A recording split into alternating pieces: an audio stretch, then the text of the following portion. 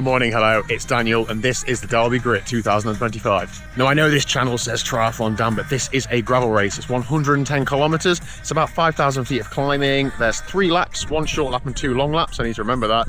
About 360 something entrants in total, and it's the first year that the event's ran, so it's a bit of an unknown as to how it's going to go and how competitive it's going to be, but I'm looking forward to a good day out. I'm just going to get stuck in and try and get the best performance out of myself. The environment's already been pretty cool, and gravel racing in the UK is really welcoming. I don't want to speak like, vibes of gravel, but genuinely the people seem great and it's just a good place to be. So I'm looking forward to racing with some fellow guys and girls today and getting stuck in, because it is an actual race. It's listed as a race. Right, so we need to start getting Let's go to the start line. Okay, so we are go, but please let me explain why I'm riding like I am. So earlier this year I did another gravel race and I started off at the front and I got dropped very quickly, and that's fine, but I'm going to try and change the things that are within my control. So how you start a race, how you position yourself and how you ride in the first few hundred meters can affect how long you last towards the front or not. So my plan was just to whack it basically. This is a neutralised rollout. I'm doing air quotes around the word neutralised because this was very hard,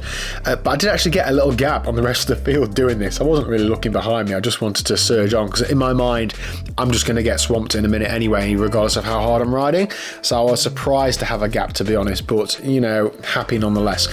The road flattened out here now I've got over that first little climb. I was really happy with that, but then I was keen to not just get swamped by lots of riders. I knew that I didn't want to just sit on the front. I needed to be 5th, 6th wheel, but I didn't want to end up 20th wheel after having put in a big surge. Now this race is 3 laps and the first lap is 22 kilometers and it is mostly flat. So I'm 100 kilos, my threshold power is about 320, 330 watts, something around there. Those numbers don't make me good enough to be at the front at the end of this race, but I was hoping they might be good enough for me to be somewhere near the front relevant-ish on that flat lap. Although I'm not in the best shape I've ever been in by some way, I still have that racing mentality. I love racing my bike. I want to be in the mix. I want to be relevant. I know that I can't be there for the whole race, so my target was to just get stuck in for the first lap and then take it as it comes after that. So I've dropped down to what now, like 7th or 8th wheel. I'm kicking on hard out of these corners, but I am just losing a bit of ground. It's not the end of the world. In the first few miles it was quite twisty, quite a lot of 90-degree lefts and rights. It was going to string the field out. I think the organizer actually designed that in a way to do that. Then there was a section of single track in not many miles as well, just to try and string the field out. It does make it safer, particularly when it is a flat route. You don't want to be in a bunch of 40 odd riders. Again, just another 90-degree right turn here. It just bunches everybody up and then just strings it out, and then gaps will start opening, usually in front of me. There we are, but I'm pedaling as hard as I can.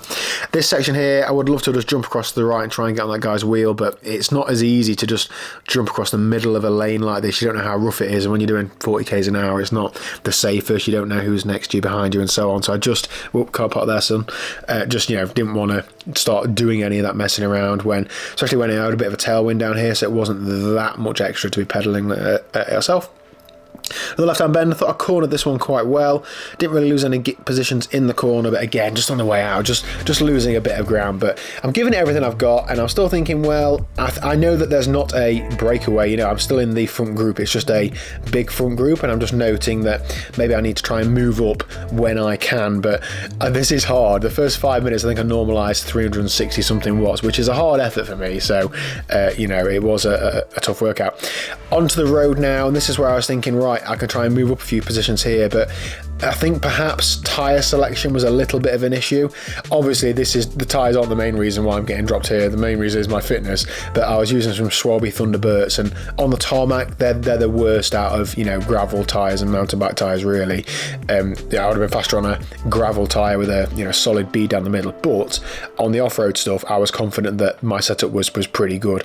So just meant that I was just losing a few positions on the road, but as I say, I think there's probably a handful of watts in that, and probably tens of watts in my not great fitness at the minute. Thanks to the marshals who were out all day. Whenever we were crossing any road sections like this, I felt really, really safe. Awesome. Thank you very much for the support, and to the volunteers. There's a few sections like this, a little bit of single track, a little bit of rougher stuff, but not too much. Did a few miles on my own actually then, and then before I end up getting swallowed up by this group, and this is the first section of single track, so a bit of a bottleneck. You only actually lose like 10 seconds here maximum, and this is basically a little bit of a fight just to get onto the single track. Now, I wasn't going to fight anybody for it being a triathlete, I'm not going to be setting the pace down this sort of segment, but I did want to be like in a group and try and stay with a group. When I got onto this section, I had to put my foot down there. I was like, damn it, I can't post this video of a triathlete just getting dropped on the single track, so I need to give everything I've got here, you know, technique wise and fitness wise, just to try and stay on this group.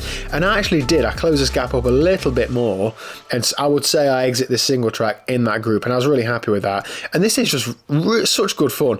I'd ridden it in the pre-ride the day before, so I sort of knew the route, but it flows different at race pace, and being able to see the lines that people are taking in front of you, that the wide angle lens blows it out further than it actually is, makes you able to, you know, ride these bits faster. And it was really good fun. It's the first time I've had this sort of terrain in a gravel race, so yeah, it was good. And this section here, we're actually going the opposite way to riders, you know, in the race as well.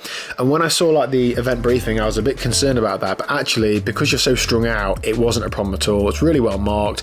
Everybody knows there's going to be riders coming the opposite way, so you just stick to the right, and that was it. And I think we went this way for maybe 400 meters maximum, and when we get to this next corner, the other riders are coming from the left and we go to the right, so it's not a problem at all really. It looked worse in the handbook than it does to ride an actual race day.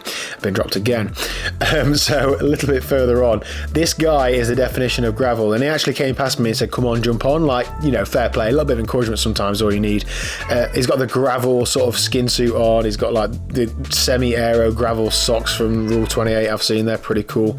Yeah, pointing out potholes and so on. I think he was riding the NB Mog as well, which is a pretty cool gravel bike, but I went with him for a mile or two, but as soon as it got lumpy again, he dropped me. But it's really cool doing stuff like this. I enjoy it. I think it, you know, feels good to feel like I'm in a race, even if I'm not.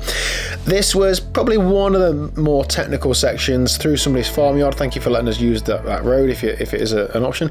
A little bit rougher, a little bit twisty turny, just thinking about the riders that are around you, but it's such a good buzz doing this. Nobody here is trying to like bump elbows and run each other off the road. We're all just trying to have a safe ride, and it flows really well. This section was super fast, 66 k's an hour on gravel downhill. If I'd known how fast I was going, I perhaps wouldn't have been going this fast, but because you just got your eyes glued to the road ahead. And I think I'm actually descending okay here. It's all well and good descending fast until you end up in a ditch, but I was feeling like it was flowing well, and like I had big enough gaps around me to other people, trusted the brakes, trusted the tyres and all of that, so yeah, it was going good.